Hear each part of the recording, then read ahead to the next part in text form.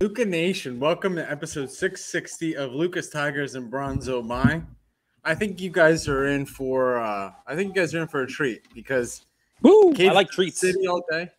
I mean, you were in the city all day. We haven't talked. I'm sure you got some hot takes after your Nets didn't come back to win in 7 games. I'm sure you. No, you're actually, the did you hear the guy news? Dude, did What's you hear the that? news? Ben Simmons is going to start Game 5. No. I think he should. I think he should.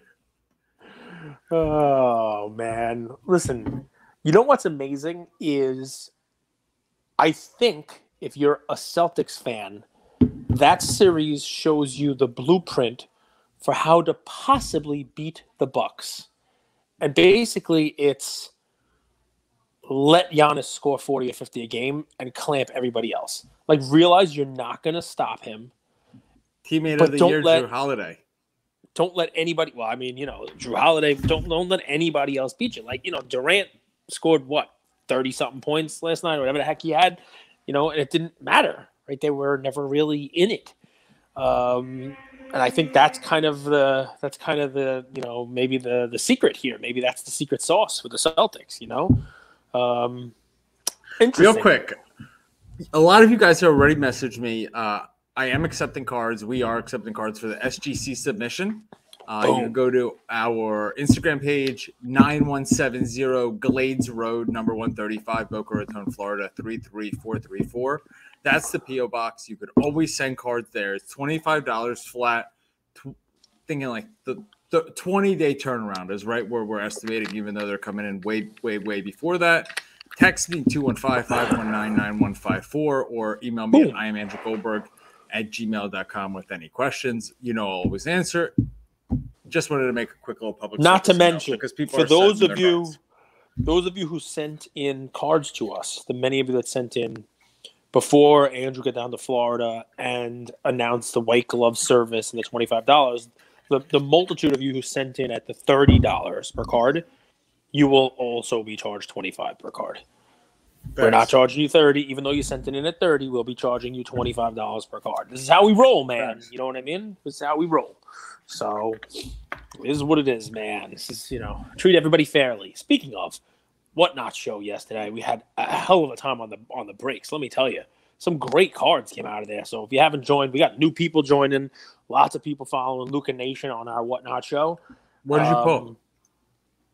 So what was amazing, dude, was we opened a box of encased, but it's tough to do like a break on it because there's 5 total cards in the box. There's one pack that's encased, and then there's another pack that has an auto, 2 relics, and a base card in it. So I did divisions, right? I did all 8 divisions, but realized that there would only be 4 or 5 divisions that were going to be there. So I opened a box of Prism basketball draft. The $200 box. There's 4 packs in it. And basically what I said was, if your division doesn't hit, if you win a division, your division doesn't hit, you're getting a pack from this contenders box. So we did the encased box, and we got a 9-5-10 Elijah Moore auto on card out of 10.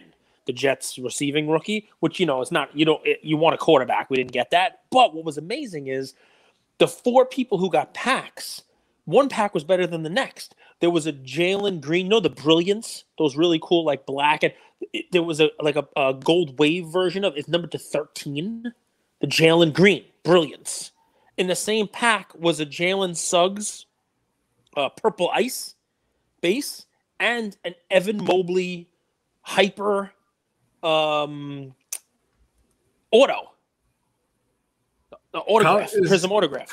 College uniform, though, right? Yeah, it's all Prism draft. There's only college, and there's also a Jalen Suggs. Nice.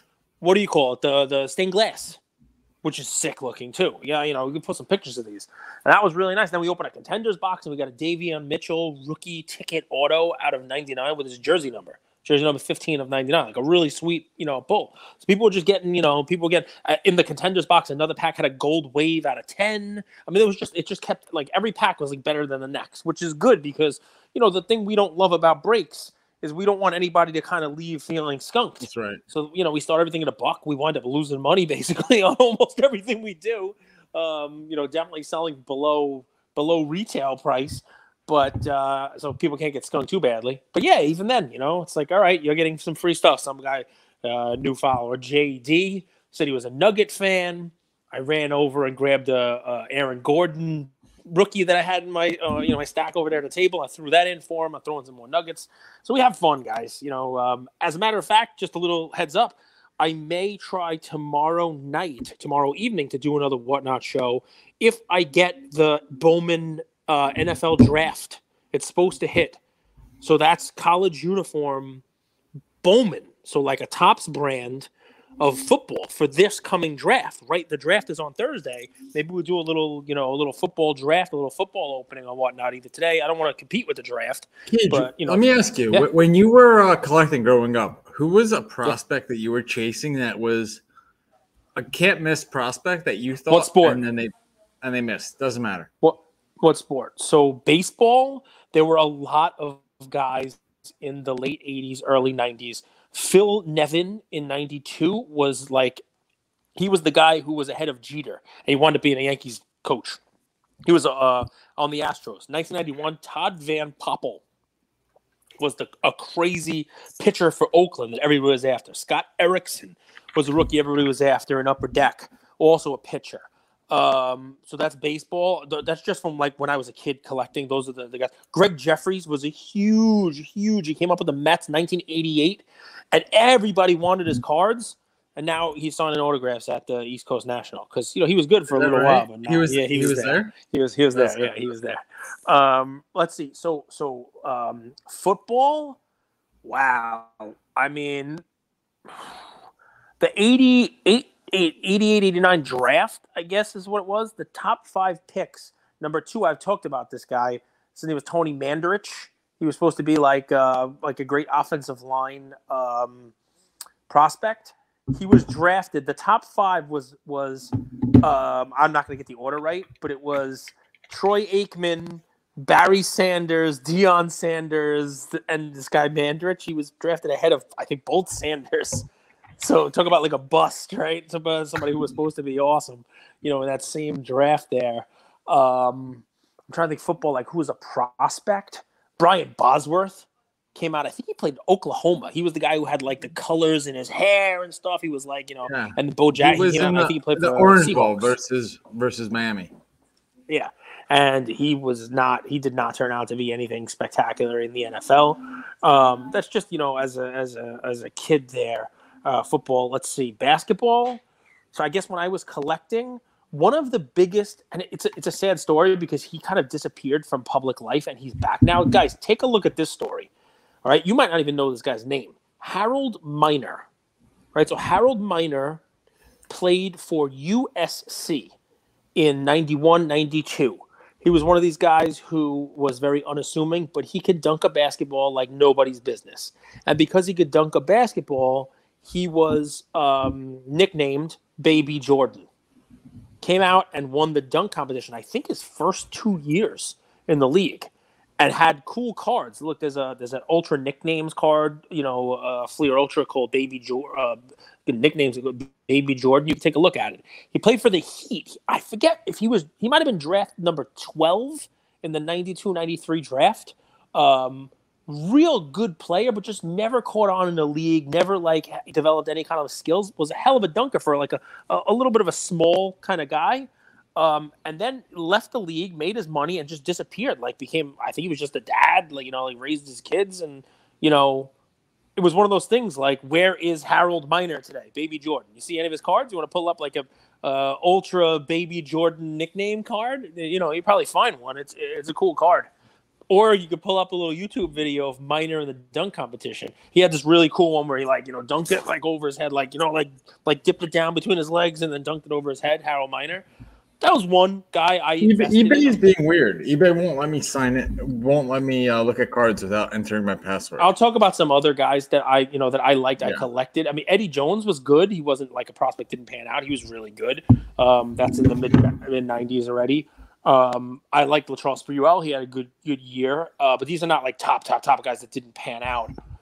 Tim Hardaway. Tim Hardaway have any? Hardaway was love? good. Hardaway was very, very good. Great crossover. People liked him. No, as far as like top guys that didn't pan out like from those '90s drafts, Jim Jackson was, I think, the number 4 pick. He wound up holding over one year, but he was picked in that same like Shaq, Mourning, Leitner, Jim Jackson. Like, okay, well, which one didn't exactly pan out? I mean, which one of you had never heard of Jim Jackson? Glenn Robinson, Sr. was actually picked ahead of Jason Kidd and Grant Hill.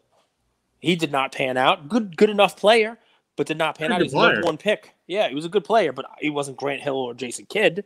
I'm trying to think, it's funny. This is when I collected, right? Like I can go through like the whole like 92, 93 draft basically and tell you like Adam Keefe was like the 11th pick for the Atlanta Hawks. Nobody even knows who the hell he is, Todd Gay, Milwaukee Bucks, 8th pick, I think, just guys like that. You're like, what the heck? I'm trying to think. So number 2 pick, Sean Bradley never really panned out, picked between Weber and Penny Hardaway. Right. Yeah. So that's basketball. Baseball. You don't want me to do hockey because I don't really know. Hockey playoffs are coming.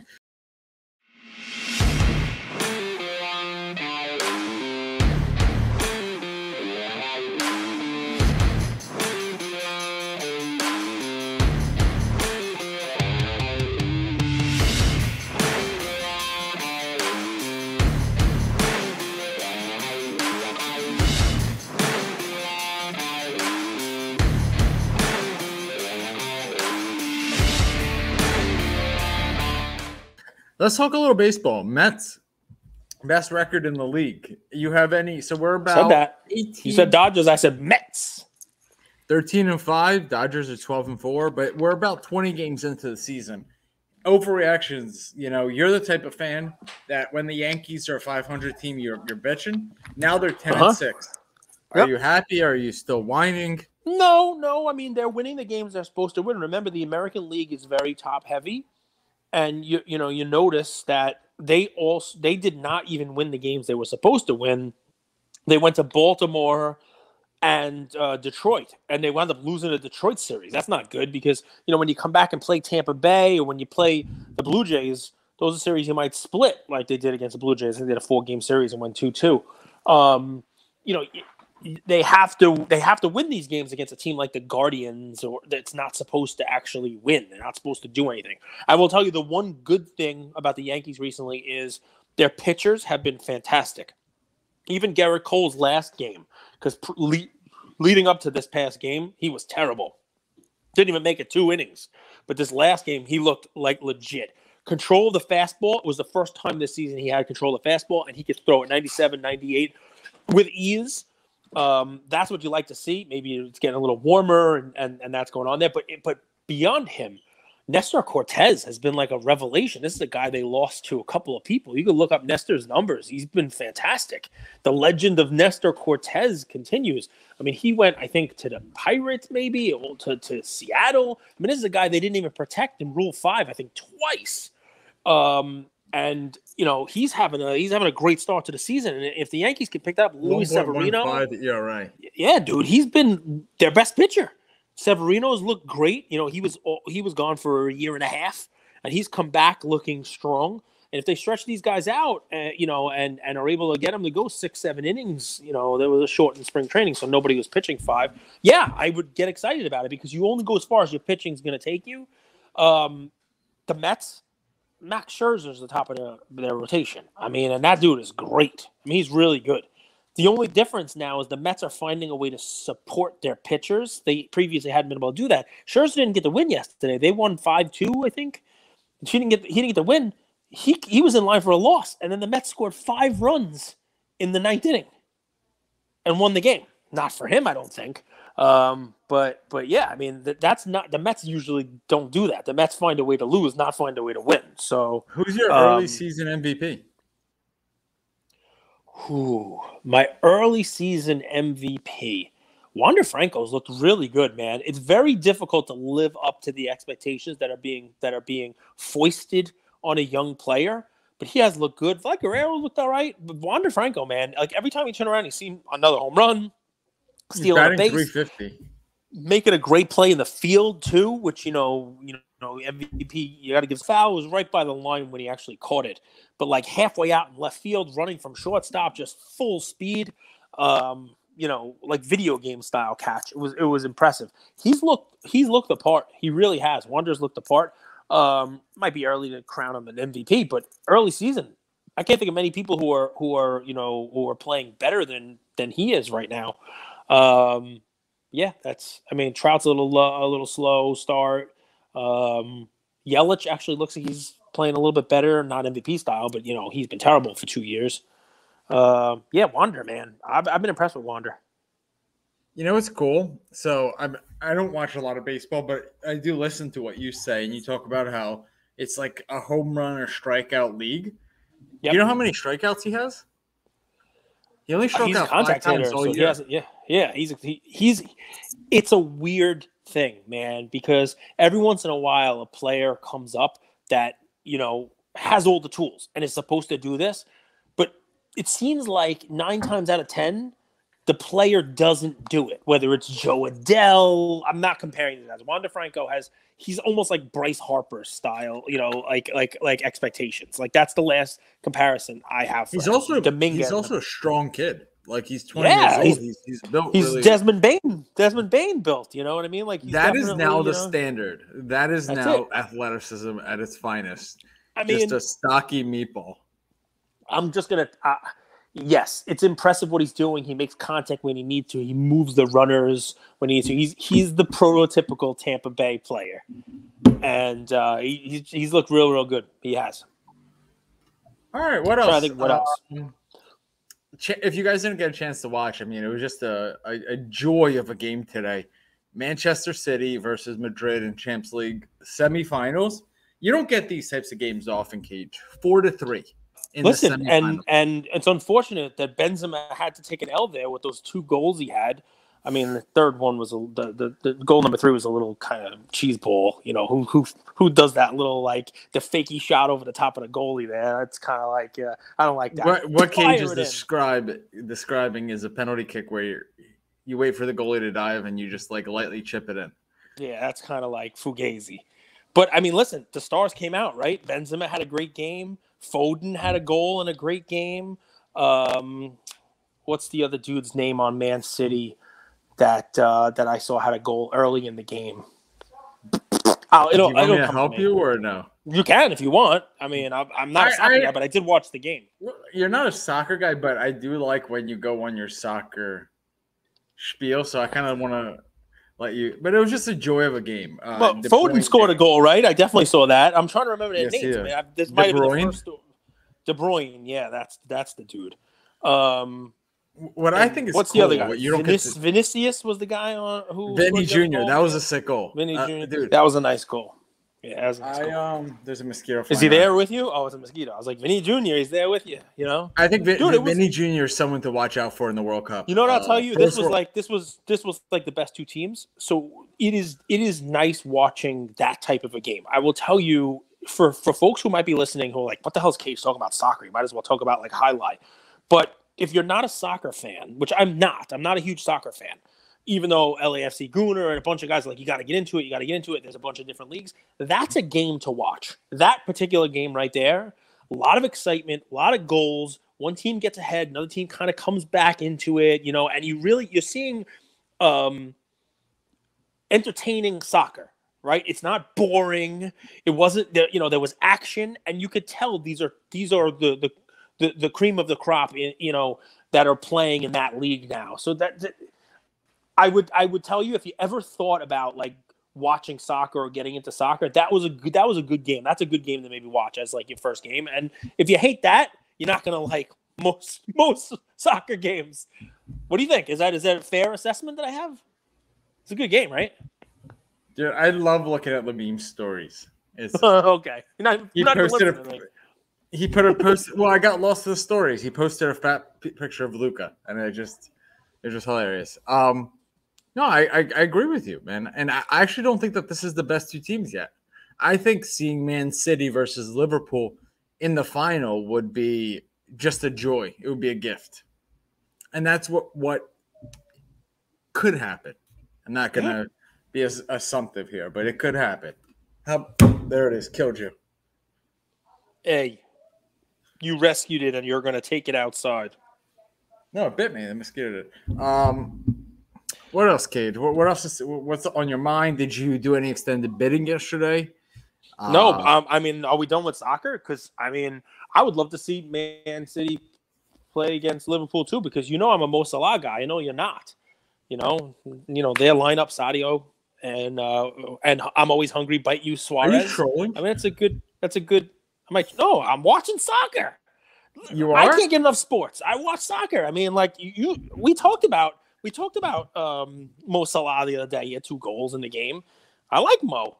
I mean, I don't think I can name anybody else on the team, just the top 3 guys. I'm not going to go deep into like the defenders like Trent Alexander or any of those guys, but Liverpool might become my team. LAFC Gooner, I'm making you proud.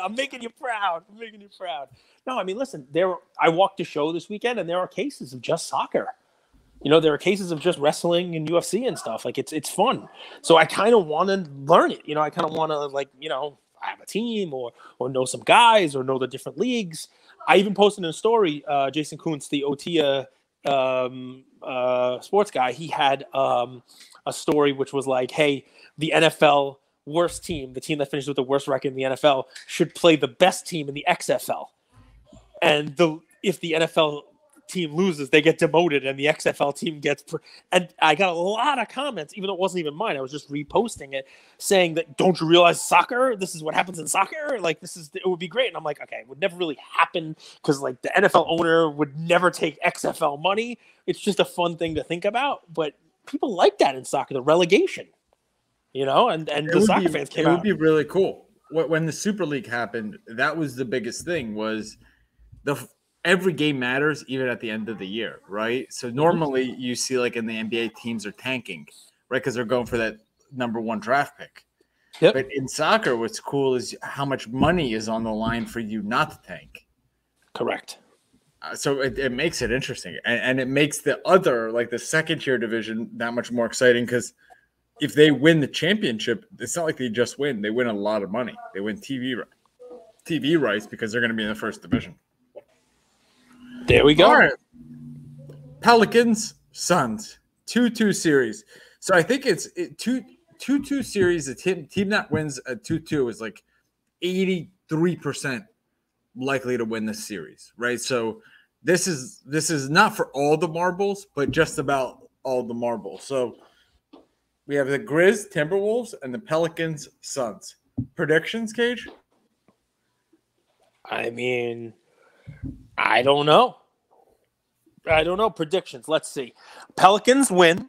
The Suns don't win another game. Wow. Wait, serious? Yeah, I said that when it was 2-0. I said that. You said it was never 2-0. You said the Suns aren't going to win another game? Yeah, once Booker got hurt, I said that's it. The Suns won't win again. And they haven't. Wow. Dude, you don't even watch what me and Manny put out. That's days old, that video, with me looking stupid with my Phoenix Suns hat on. I mean, that's yeah, man. I said the Suns are done. So they're going to lose 4-2. Yeah, they're going to lose 4-2. They're going to lose 4-2. No matter how many points Ayton scores, no matter how dominant he gets to be inside. Does it matter that Vegas favors the Suns by 6.5 points tonight at home? You have explained to me that Vegas odds are irrelevant when it comes to actual sports. So no, it doesn't matter what Vegas says. You have made that as clear as day here.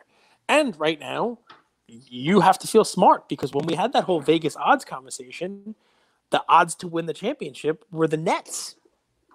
So here we are having a conversation about Vegas odds the day after the Nets have been eliminated in the first round. You should be taking a victory lap, not quoting me stupid Vegas odds. That's right. Vegas odds are so dumb. All right. So, yes, I think the Pelicans. Luka's Dallas Mavericks took that step last night that you're talking about, winning that Game 5. Or should I call it Jalen Brunson's Dallas Mavericks? Dude, talk about that guy, showing up and just doubling his regular season output now. So I think the Suns. Jazz are such a weird team. Such a weird team the Jazz are. Suns gonna lose. Who? What was the other one you wanted to? What was the other one that's 2-2? Timberwolves. I think the Timberwolves win. I do. I think Ja comes out and drops a 50 piece, but I don't think it's enough. So right now, just so you guys know, when we're recording this about 7:30 p.m., the Grizz jumped out to a 13-2 lead. Now it's 16-16, but Ja has no points. Nice. All right. Well, then he better turn it on in the rest of the game. But I think Minnesota, man. I think that series is insane. It doesn't matter who comes out of it; they're going to lose because talk about like the mental stress that series is putting on these guys. Not to mention the physical. Teams score 20 points and then don't score while the other team scores 20 points. It's the craziest series I've ever seen. Even just right now, 16-3, 16-6. What the hell is that? You know, how does that even happen? It's a double-digit run again. Lack of experience. I think we could chalk it up to that. All right. Last question, and we'll bounce to bad coaching. Games. Bad coaching, right? You're a big fan of the coach. When it comes to this, when the coach calls a timeout, how the coach controls it, what the coach does. These are young kids, though. Like, how much can you coach them? At the end of the day, you got to play the games. This is their first time in the playoffs. Really competing for all the marbles. The Sixers, man. This is why I don't like to cheer for them or cheer against them. I don't really talk about them. But to me, I think they're in trouble. Maybe they'll find a way to beat this Toronto team who's banged up. But they just look lifeless, man. Can I even go as far as saying that Nets-Sixers trade? It was a lose-lose on both. Harden is maybe 10% of what he used to be. Simmons doesn't even play. I call that trade a lose-lose. Are my Sixers in trouble? No. They jumped out to a lead and they've lost some motivation. This is again, coach, superstar, Embiid's got to find a way to win a big game, just put it on his shoulders. It's not Harden's team. And, if you've seen one thing for the last 13 years, it's that Harden is the guy who's not going to win one for you. Harden, I'm going to tell you who Harden is. Harden's the Utah Jazz. Harden put us in regular season stats, right? Harden's the Utah Jazz. So sorry, Jazz fans. I know, real 27 guys probably going to be mad at me for when he hears that. But, he's fucking Harry Potter. He doesn't care about the Jazz. The Jazz can lose, get eliminated, and you just buy some Potter stuff and smile. Well, you just call it like you see it, too. It's on Rudy Gobert to really be defensive player of the year. He gets cooked by Luka every second. I mean, he doesn't exactly play Luka. I made that mistake this morning saying it to Ian because Ian wore his Luka jersey to school today. And I said, man, Luka made Rudy Gobert look horrible. And Ian says to me, was Luka playing center last night? Like, was Rudy Gobert guarding him? And I'm like, no, good point, pal. Rudy was playing point guard, actually. Like, do you even watch the games? Do you watch the games, bro? Dude, you're just building Lego sets, bro. Dude, he watched the Celtics Nets. He was upset because yesterday he was a Nets fan. Today maybe he'll be a Ja Morant fan. This is the greatest thing about being 8 years old. Your team gets eliminated, pick up another team. Just rock. And then the finals, pick up another team. So yeah, I mean, listen, we're basketball. It's really heating up. It's really. I'm excited for these series. Right, I am not a believer in the Celtics. But I wouldn't be surprised if they advanced. I think that they faced a weak Nets team. You've been talking about how the Nets were just an implosion waiting to happen, and maybe the Celtics people are inflating their value now because of that matchup. But they did sweep the Nets. They did sweep Kevin Durant and Kyrie, and I know teams are more than that, and defense matters in the playoffs, and the Nets really had no defense. So I know that all matters, but the Celtics look good, man. These are young guys coming into their own. We've talked about the two. I've been a Marcus Smart guy for a long time. I mean, you got the defensive player of the year and this 1A, 1B, Tatum, Brown. You got some guys contributing. You got this Grant Williams who just looks like he can't jump. But he doesn't miss shots, and he is annoying unless you're on his team, right? He's just a pest. There was a break at the end of the game. Kevin Durant was trying to take a shot, and Williams was like, no, not let him get a shot up. Like, if I were Durant, I would have thrown the ball at his face. Then you got Robert Williams, who could play defense and rim protect. So if you guys don't know what Cage is talking about, after they blow the whistle and they call timeout, like players sometimes want to get a shot in to like get a free practice shot, and the other team they just try to like still block it, and sometimes they'll they don't let you. They don't want you to shoot. They don't want you to get a look at the rim. They don't want you to get a practice shot off. And that Grant Williams. That started with. I don't know if that started with KD, Curry? But like KD was very boisterous about that. He was like, I would never let anyone score on my basket before, after, during the whistle. Doesn't matter.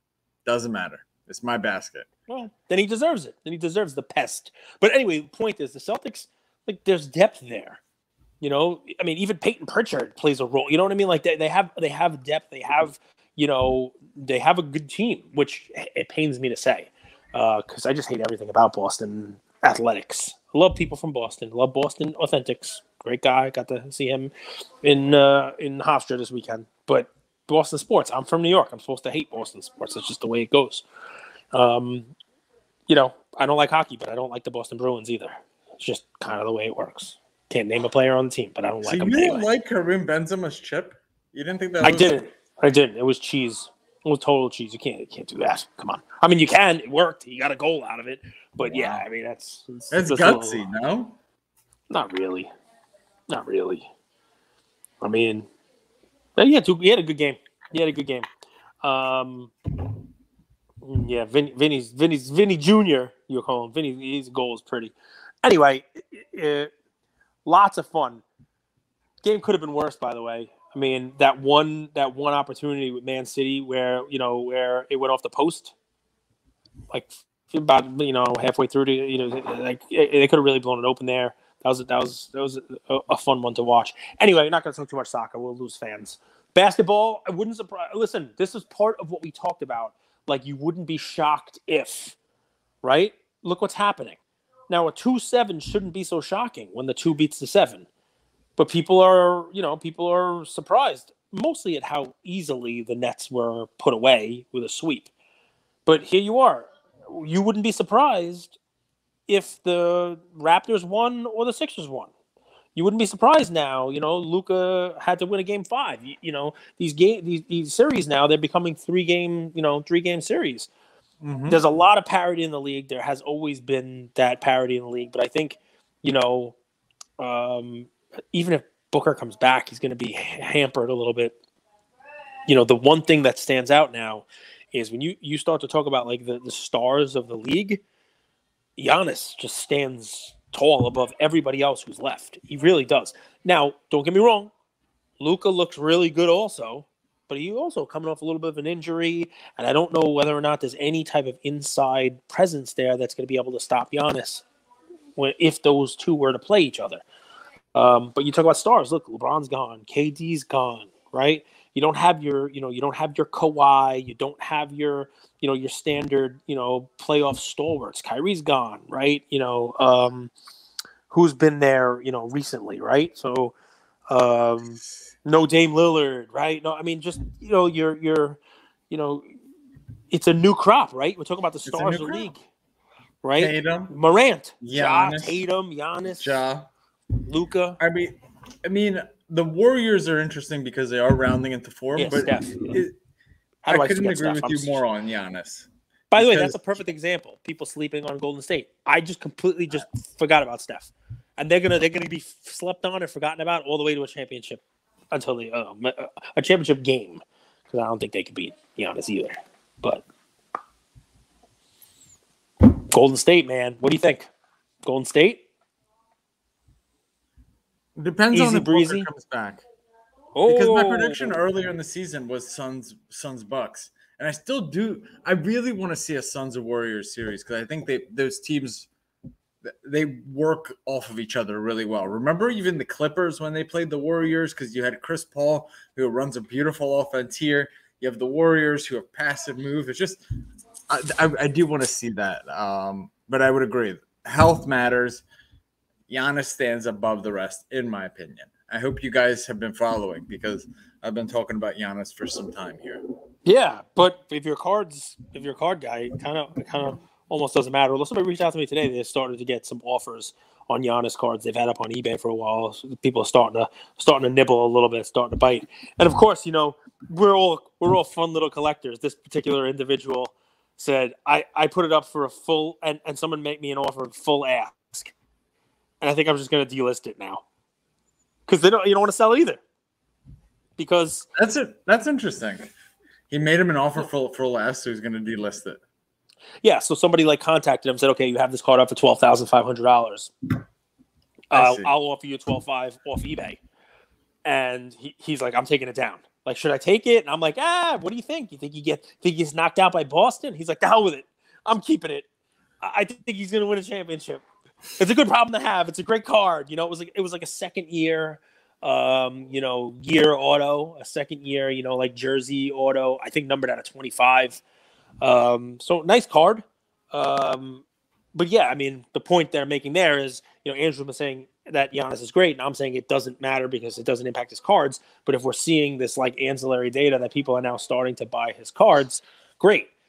But remember, I think that's because these people buying his cards now think he's going to win a championship. If he doesn't, what will happen. So loads of fun. What else, man? We've touched some baseball, football draft coming up. It's going to be an interesting one. And we'll kind of recap that. It's going to be weird, man, because there's 5 quarterbacks that could potentially, I think maybe 4 quarterbacks potentially go in the first round, but none of them are first pick. None of them are these guaranteed, Trevor Lawrence, Mac Jones, Zach Wilson, Burrow, Herbert, stud type quarterbacks. They're all decent QBs. I think Pickett might be the most NFL ready, but no one expects him to be Tom Brady ever. So it's a different kind of draft because it's wide receivers. It's, people building up their depth and stuff. So it's a draft where Belichick wins as always because he's the one that puts in the work. He scouts, right? Because everyone looks for that first round. He makes his magic in rounds 2 through 10. Yeah, there are some teams that are good at the draft and some teams that are bad. I happen to be a fan of possibly the worst drafting team in the NFL. The Raiders always find a way to have a horrible draft. Always. Jamarcus Russell, take him. Pass on Calvin Johnson. We don't need Megatron. Well, that's it. So I actually think that I'm excited for that part. When I'm a team owner, I think I'll have a good eye for scouting. I think I'll have a good eye for talent. What team are you going to own? Are you going to own a basketball team? Or are you going to own a baseball team, a soccer team, highlight, pickleball? What do you plan on owning? Highlight? Yeah, you know what highlight is? No. You should, as a gambler, you should know. It's like the most fixed sport in the world. I've never heard of it. Highlight? I don't even know what it looks like. It's sort of like lacrosse, but with a curved. Look it up. No one knows. No one. I guarantee you 50. Oh, people know it. People know what highlight is. No one even knows how to spell it. Guys, there's your homework. Look up highlight, message Andrew, and tell him your highlight story. It would be football, basketball, or soccer. Folks in Florida probably know more about highlights. That's I think where that was where it was that was where it was big. Maybe Bro Namath played highlight as a kid. I could see that. It's pronounced like Jayadai. It's spelled like Jayadai, like Jaialai, highlight. It's fun, man. You bounce the ball off the wall. It's like a whole it's a whole deal, man. You look at it. They kind of look a little bit like they're playing cricket. They got uniforms on, sort of crickety. But I'm telling you, why you should know about it is because it was completely rigged. So I'll leave you guys with this. I was watching a podcast with so Cage. I don't know if you know, a movie came out called King Richard, which was played by Will Smith, the father of Venus and Serena. Well, the guy that was coaching Venus and Serena, or the coach that King Richard brought his girls to get coached, his name's Rick Macy, and he owns a tennis club right here in Boca, 5 minutes away. And what was interesting is I was listening to the podcast, and he said something that I said. He said, Carlos Alcaraz is going to be the number 1 player in the world. Okay. And he went one step further. I didn't go this far. That he thinks he's going to win the French Open this year. So there's a little alpha for you guys. You guys know I love tennis. Does he have I any love watching cards? tennis. I don't think so, man, because he's only 18. He just started. But the kid's got it. I mean, sometimes the play here is, he could be plus 500, plus 1,000 to win the French Open. And I know betting all that stuff, but futures feels different. So if you get an opportunity like that, that might be better than a card. All right. Well, listen, I like it. We've touched on a lot of sports here today, including highlight, which, by the way, made an appearance in The Simpsons. So, Simpsons did it. Simpsons has done pretty much everything. There's also, now that you are on Glades Road, there's a show, The Glades. There was a murder or a highlight murder in one of the episodes of The Glades. It's good stuff. Did you shroom before this? No, dude, I can't. Your brain can't be in a pretzel every episode from what I'm saying. Then it's not me. There was a murder on Glades Then Road. It's you. No. The show is called Glades. Your P.O. box is on Glades Road. So you Glades. You're in Florida now. We tie it all together like a Seinfeld episode, dude. The Glades is like a crime show on television. You never heard of it? Dude, you live a weird life. 75, you're getting hard. You smoke the stuff. You just don't watch TV, unless it's sports. I don't watch like 60s sitcoms. I don't. Yeah, know, you should. 70s. No, you should start with the Golden Girls. Start with the Golden Girls. It's good, clean fun. It's good. Watch the Golden Girls. No, it's a good time. Give me a prediction. Right? What games are on tonight? Give me predictions on all of them. Quick. Grizzlies, Timberwolves. They've already started. So don't look. I haven't looked. How can I not look? I said just score 50. He doesn't have a point in the first quarter. It makes it awesome. What do you want me to tell you? Will the Hawks survive? Does Ice Trey have a little something up his sleeve today? I think he does. I don't know if that game started yet, but I think the Hawks find a way to win today. I'm going to go out on a limb. There's my little fun one. I think the Hawks win today. I think Minnesota wins today. And what's the third one? Is it the Suns? Suns. Pelicans win. Wow. That's a nice 3-game parlay, right? That's a nice one. All plus money. The plus monies will cash tonight, folks. The plus monies will cash. Give the Pelicans, T-Wolves. Love you, Luca Nation. So thank you all for listening to another episode of Lucas, Tigers, and Bronzo My. I wanted to tell you about a new service that we have starting as of today, and I'm really, really excited to bring it to you guys. So as a part of our partnership with SGC, we got 50 free submissions every single month. And many of you have taken advantage of that. And it's amazing that we could have the opportunity to 650 episodes, 675 episodes in, to go ahead and give back to our community. As people were sending those cards in, they asked, can we send 5, 10, 20 more cards to you guys? We'll pay for it, but we wanted them graded with SGC. You guys know SGC is turning cards around in 13 to 14 business days, have incredible customer service, and their secondary market values are going up day after day after day. And that's exciting for the hobby and exciting for the grading landscape.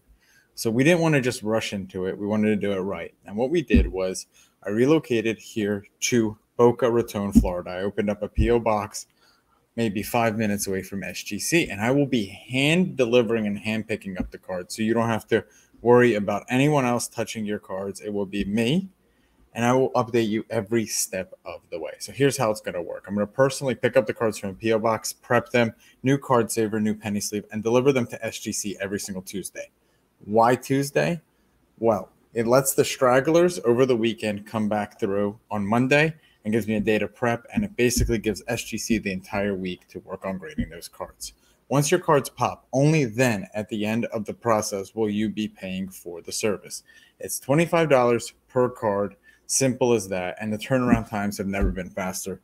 We're hearing right now 13, 14, less than 20 business days.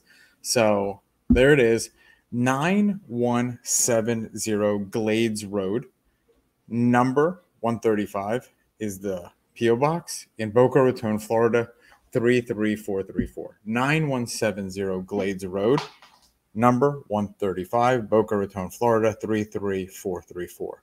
Of course, you could shoot me an email or shoot me a text anytime, and I'm always available. Many of you already have my email. It's iamandrewgoldberg@gmail.com, or my cell phone number 215-519-9154. Reach out with any questions. I could walk you through the process. I've hopped on the call with quite a few of you, and I'm happy to do that. Love you, Luca Nation.